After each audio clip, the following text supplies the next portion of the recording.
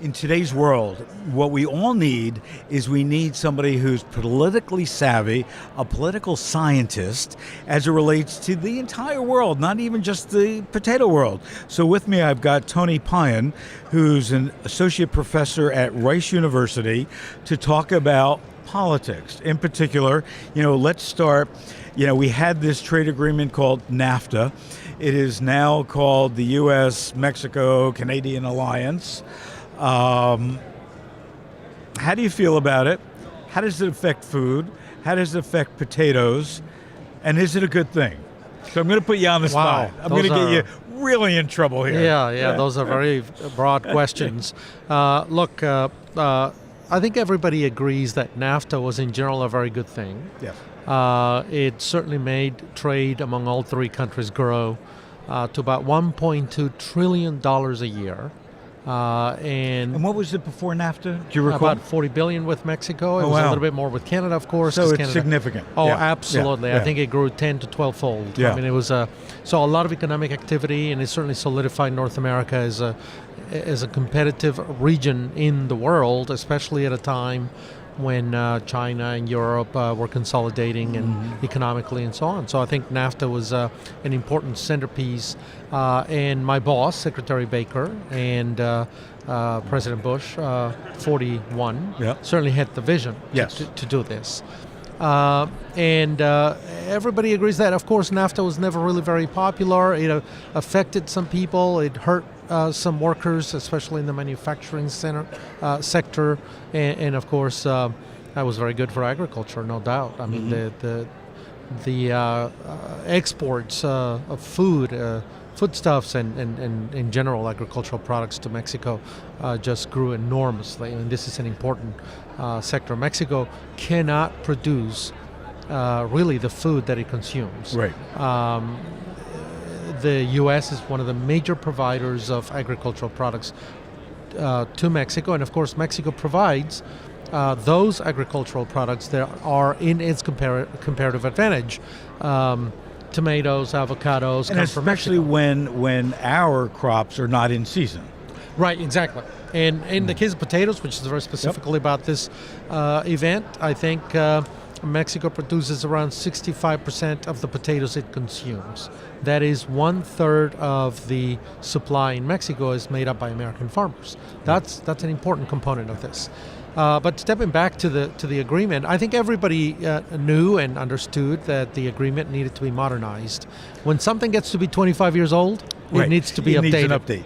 You don't keep on fixing a 25-year-old car.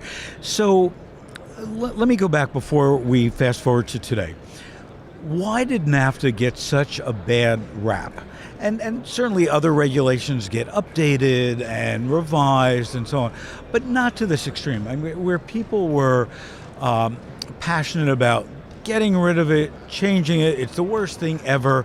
And sure, when we look at the automotive manufacturing, some of it moved there, frankly, because the labor was less expensive. Right. But overall, a lot of the car companies did better as a result. The economy there did better.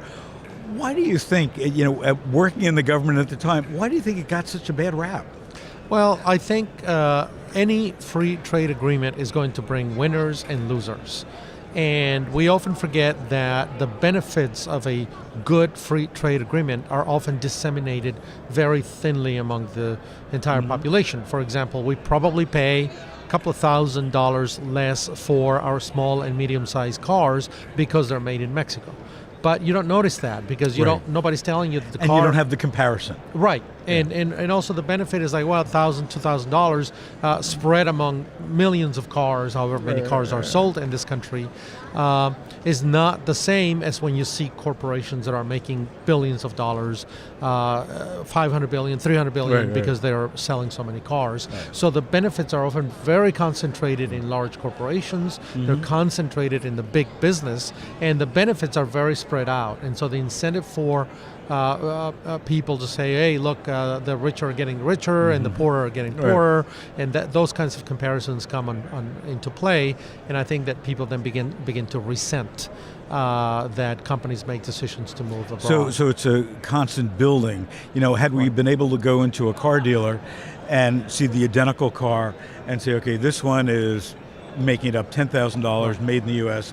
This one is $8,000 made in Mexico. Which one do you want? Even though they're identical, it probably would have changed behavior a lot quicker. Right, except that people don't notice that because they know there's no way to compare. Right. But the benefit is there. And I think in the case of Mexico, for example, when I go there and I give talks there, I also tell them that American agricultural products actually make the Mexican diet better. And probably reduce the price of food in Mexico. In a country with such low wages, clearly importing food makes it cheaper.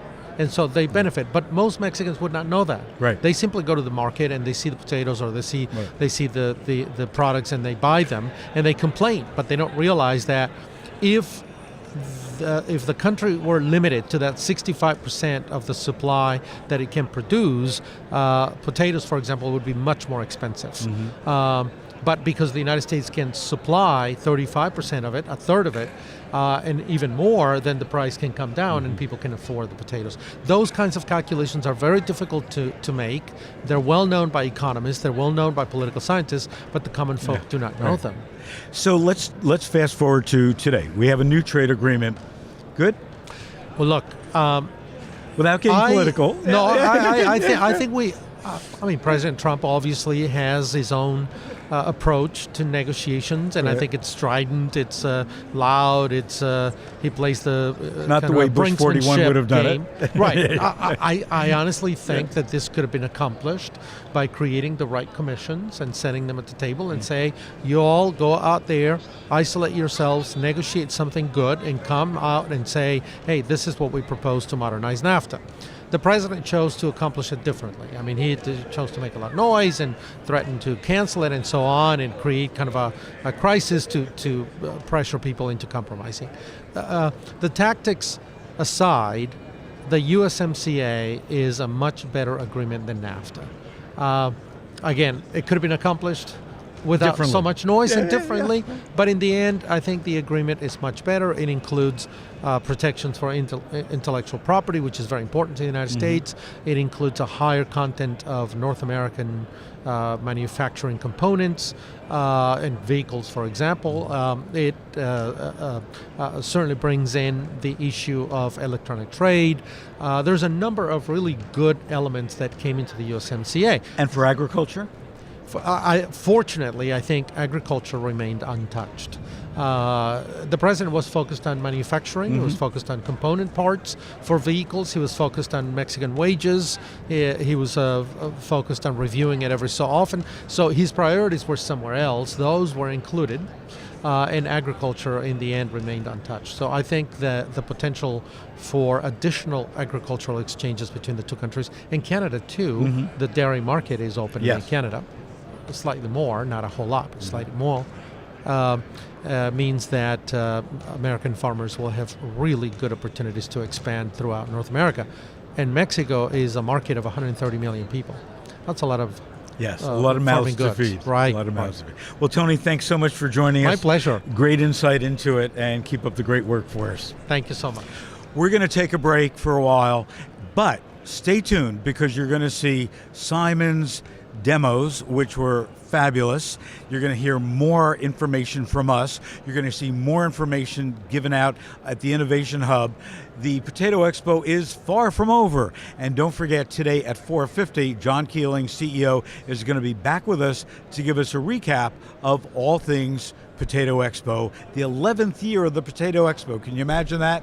And it continues to build and get bigger and bigger. And for those of you that want it, 3 o'clock at Potatoes USA next door, potato beer.